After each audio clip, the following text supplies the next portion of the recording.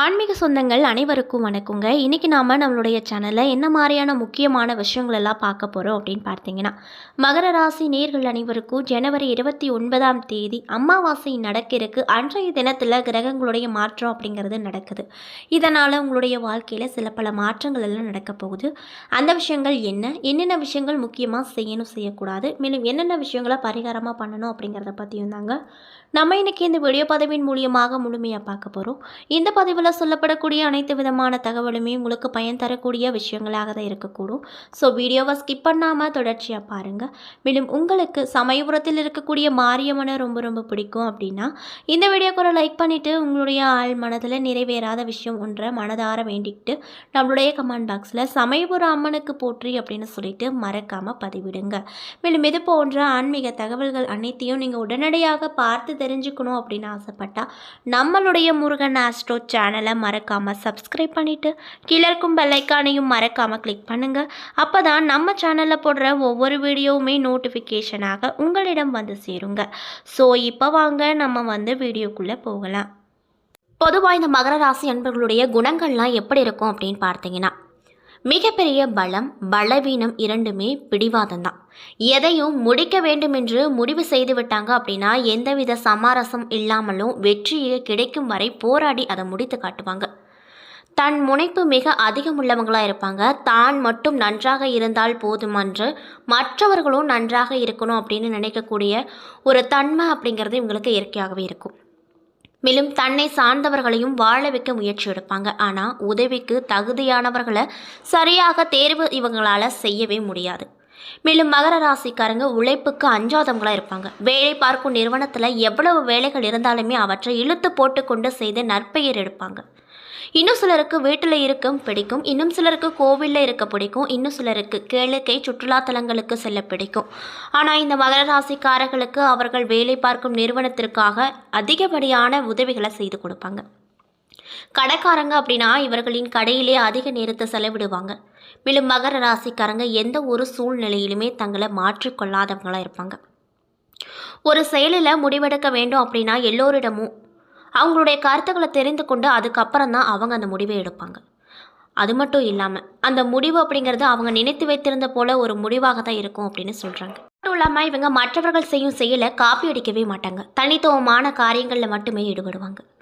மகர ராசி சனியின் காரகத்துவம் பெற்ற ராசி அப்படிங்கிறதுனால கருப்பு நிறம் இவர்களுக்கு ஏற்றதாக சொல்லப்படுது. புகழ்பெற்ற நீதிபதிகள், வக்கீல்கள், பெட்ரோல் பங்க் உரிமையாளர்கள், தொழிற்சங்க தலைவர்கள், கிராம ஊராட்சி தலைவர்கள் எல்லாம் மகர ராசியை சேர்ந்தவங்களாக தான் இருப்பாங்க. பெரும்பாலானவங்க அப்படி தான் இருப்பாங்க அப்படின்னு சொல்கிறாங்க. மேலும் 33 வயது முதல் 35 வயதுக்குள் தொழில்துறையில் ஒரு திருப்பத்தை ஏற்படுத்துவாங்க. 40 வயதுக்கு மேலே தொழில்துறையில் சாதனை படைப்பாங்க. இவங்க வணங்க வேண்டிய தெய்வம் என்னன்னு பார்த்தீங்கன்னா கிராமத்து தெய்வங்களாக இருக்கக்கூடிய ஐயனார், ஐயப்பன் மற்றும் சிவ வடிவங்கள் அப்படின்னு சொல்லப்படுதுங்க. இப்படிப்பட்ட மகர ராசி நேயர்களுக்கு இந்த தை மாதத்தில் வரக்கூடிய அமாவாசையில் என்ன விதமான மாற்றங்களும் என்ன விதமான நற்பலன்களும் கிடைக்க போகுது, என்னென்ன விஷயங்கள் நீங்கள் முக்கியமாக செய்யணும் செய்யக்கூடாது அப்படிங்கிறத பற்றியும் இந்த வீடியோ பதிவின் மூலியமாக நம்ம சொல்ல போகிறோங்க. ஸோ வீடியோவை ஸ்கிப் பண்ணாமல் பாருங்கள். மேலும் மகர ராசி நேர்கள் யாராவது இந்த பதிவை பார்த்துட்டு இருக்கீங்க அப்படின்னா நான் சொன்ன விஷயம்லாம் உங்களுக்கு மேட்சாக இருந்துச்சு அப்படின்னா நம்மளுடைய கமெண்ட் பாக்ஸில் எஸ் அப்படின்னு சொல்லி மறக்காமல் பதிவிடுங்க. அது மட்டும் இல்லாமல் உங்கள் ஃபேமிலி அண்ட் ஃப்ரெண்ட்ஸ் சர்க்கிளில் யாராவது மகர ராசி நேர்களாக இருந்து அவங்களும் அதாவது நான் சொன்ன மாதிரி விஷயங்கள் அவங்களுக்கு பொருத்தமாக இருந்துச்சுன்னா அந்த நபர்களுடைய பேரை மறக்காமல் பதிவிடுங்க. ஸோ இப்போ வாங்க நம்ம வீடியோக்குள்ளே போய் பார்த்து தெரிஞ்சுக்கலாம். தை மாத கிரக நிலையை ஆராய்ந்து பார்க்கும்போது இந்த அமாவாசைக்கு பிறகு மகர ராசி நேர்களுக்கு எப்படி இருக்க போகுதுன்னு பார்த்தீங்கன்னா, உங்களுடைய ராசிநாதன் சனி குடும்பஸ்தானத்தில் சஞ்சரிக்கிறார். அவரோடு தொழில் ஸ்தானாதிபதி அப்படின்னு சொல்லக்கூடிய சுக்கிர பகவான் இருப்பதால் குடும்ப வருமானம் உங்களுக்கு உயரக்கூடும். கொடுக்கல் வாங்குதல் ஒழுங்காகும். பெண் பிள்ளைகளின் சுப சடங்குகள் மற்றும் கல்யாண காரியங்கள் நடைபெறும். அஷ்டமாதிபதி சூரியன் உங்கள் ராசியில் இருப்பதால் இடைவெளியே எதிர்பாராத வண்ணமாக திடீர் செலவுகள் வந்து சேரும்.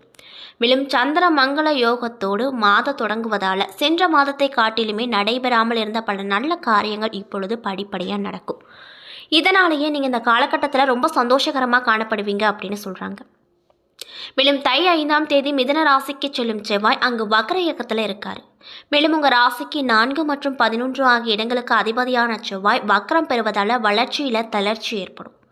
வியாபாரத்தில் வாடிக்கையாளர்களால் பிரச்சனைகள் வரக்கூடும். வியாபார போட்டிகள் அதிகரிக்கும். மன வருத்தம் தரக்கூடிய செயல்கள் நடைபெற போகுது. அதனால பார்த்து கவனமாக இருந்துக்கோங்க. தாயின் உடல் நலத்திலும் கவனமாக இருக்கணும். மேலும் வெளிநாடு செல்லும் முயற்சியில் ஈடுபட்டு இருக்கக்கூடிய மகர ராசி நேயர்களுக்கு இந்த அமாவாசைக்கு பிறகு அந்த விஷயங்கள் தாமதப்படும் அப்படின்னு சொல்கிறாங்க. மேலும் உத்தியோகத்தில் கூடுதல் பணி சுமையின் காரணமாக நீண்ட நேர வேலை பார்க்கக்கூடிய சூழ்நிலை அப்படிங்கிறது உங்களுக்கு உருவாக்கக்கூடும். சொத்து பிரச்சனையால் சில பிரச்சனைகள் வரக்கூடும். மேலும் உங்கள் ராசிக்கு 6 மற்றும் 9 ஆகிய இடங்களுக்கு அதிபதியான புதன் தை 6ஆம் தேதி மகர ராசிக்கு சென்றிருக்காரு.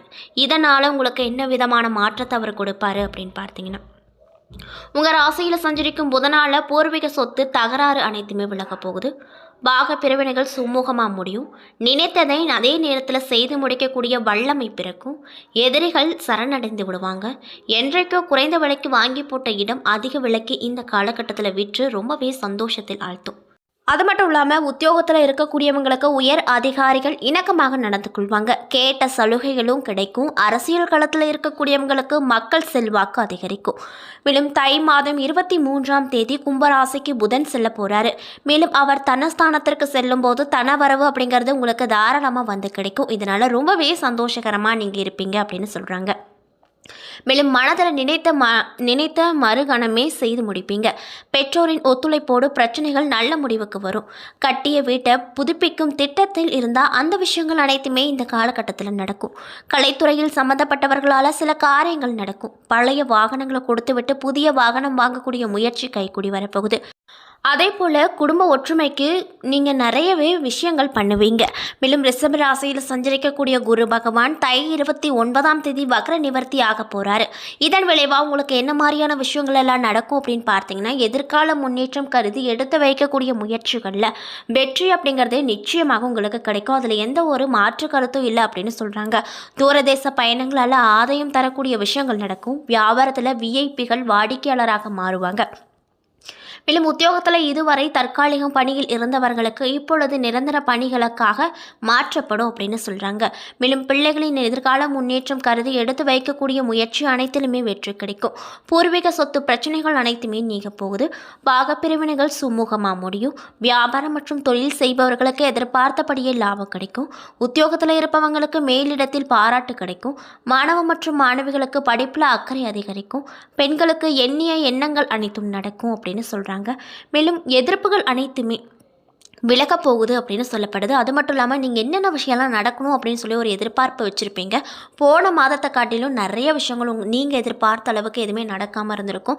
அதாவது கைக்கு கிடைக்கிற அளவுக்கு உங்களுக்கு, அதாவது கைக்கிட்ட வரைக்கும் வந்திருக்கும், அதுக்கப்புறமேட்டு மிஸ் ஆகிருக்கும். ஆனால் இந்த காலகட்டத்தில் இந்த அமாவாசைக்கு அப்புறம் உங்களுக்கு நீங்கள் என்னென்ன விஷயம்லாம் நடக்கணும் அப்படின்னு சொல்லி பிளான் பண்ணி வச்சுருக்கீங்களோ அந்த விஷயங்கள் அனைத்துமே உங்களுக்கு வெற்றியை தான் கொடுக்கும். அதில் எந்த ஒரு மாற்று கருத்தும் இல்லை அப்படின்னு சொல்கிறாங்க. பண விஷயத்தை பொறுத்த வரைக்கும் பெரிய முதலீடு எதுவுமே செய்யக்கூடாது அப்படின்னு சொல்லப்படுது. மேலும் சனிக்கிழமை தோறும் சனி பகவானுக்கு நெல் தீபம் ஏற்றிட்டு காக்கைக்கு சாதம் வைத்துட்டு வந்தீங்க அப்படின்னா உங்களுக்கு ஏற்பட்டிருக்கக்கூடிய கடன் பிரச்சனையாக இருந்தாலும் சரி, தொழில் பிரச்சனையாக இருந்தாலும் சரி, வீட்டில் ஏதாவது பிரச்சனையாக இருந்தாலும் சரி, அது அனைத்துமே நீங்கும் அப்படின்னு சொல்கிறாங்க. மேலும் உங்களுக்கு அதிர்ஷ்டம் தரக்கூடிய நாட்கள் எல்லாம் என்னன்னு பார்த்தீங்கன்னா, ஜனவரி 25, பிப்ரவரி 1, 4, 5. மகிழ்ச்சி தரக்கூடிய வண்ணம் ரோஸ் கலர் அப்படின்னு சொல்கிறாங்க. என்ன நண்பர்களே, இந்த வீடியோ பதிவுகளில் நம்ம மகர ராசி அன்பர்கள் அனைவருக்குமே இந்த தை மாதம், அதாவது ஜனவரி 29ஆம் தேதி அமாவாசை நடக்க இருக்குது. இந்த அமாவாசைக்கு பிறகு உங்கள் வாழ்க்கையில் என்ன விதமான மாற்றங்கள் எல்லாம் கிடைக்க போகுது, என்னென்ன விஷயங்கள் நீங்கள் செய்யணும் செய்யக்கூடாது, குறிப்பாக ஏதாவது கெட்ட விஷயம் நடக்கிற மாதிரி இருந்தால் அதற்கு நீங்கள் என்ன மாதிரி விஷயங்களை எளிய முறையில் பரிகாரங்கள் முன்னெச்சரிக்கையாக செய்யணும் அப்படிங்கிறத முதற்கொண்டு நம்ம இன்றைக்கி இந்த வீடியோ பதிவின் மூலியமாக பார்த்திருப்போம். இந்த பதிவில் சொல்லப்பட்டிருக்கக்கூடிய அனைத்து விதமான தகவலுமே மகர ராசி அன்பர்கள் அனைவருக்குமே பயன் தரக்கூடிய விஷயங்களாக தான் இருந்திருக்கும். ஸோ வீடியோ பிடிச்சிருந்தா லைக் பண்ணுங்கள், ஷேர் பண்ணுங்கள். அது மட்டும் இல்லாமல் உங்களுக்கு சமயபுரத்தில் குடிகொண்டிருக்கக்கூடிய அந்த சமயபுரம் மாரியம்மனை ரொம்ப ரொம்ப பிடிக்கும் அப்படின்னா இந்த வீடியோ கூட லைக் பண்ணிவிட்டு உங்களுடைய ஆள் மனதில் நிறைவேறாத விஷயங்கள் கண்டிப்பாக இருக்கும். அதில் ஏதோ ஒரு விஷயத்தை நினைத்துட்டு நம்மளுடைய கமெண்ட் பாக்ஸில் சமயபுர அம்மனுக்கு போற்றி அப்படின்னு சொல்லிட்டு மறக்காமல் 3 முறை பதிவு பண்ணுங்கள். நீங்கள் இந்த தருணம் அந்த அம்மனை நினைத்து இப்படி ஒரு விஷயம் செய்யும்போது கண்டிப்பாக அந்த அம்மன் நிச்சயமாக உங்கள் வாழ்க்கையில் நிறைய விதமான மாற்றத்தை கூடிய விரைவிலே கொடுப்பாங்க. ஸோ நம்பிக்கையோட அந்த ஒரு விஷயத்தை பண்ணி பாருங்கள். மேலும் இது போன்ற ஆன்மீக தகவல்கள் அனைத்தையும் நீங்கள் உடனடியாக பார்த்து தெரிஞ்சுக்கணும் அப்படின்னு ஆசைப்பட்டால் நம்மளுடைய முருகன் ஆஸ்ட்ரோ சேனலை மறக்காமல் சப்ஸ்கிரைப் பண்ணிவிட்டு பாருங்கள். நன்றி.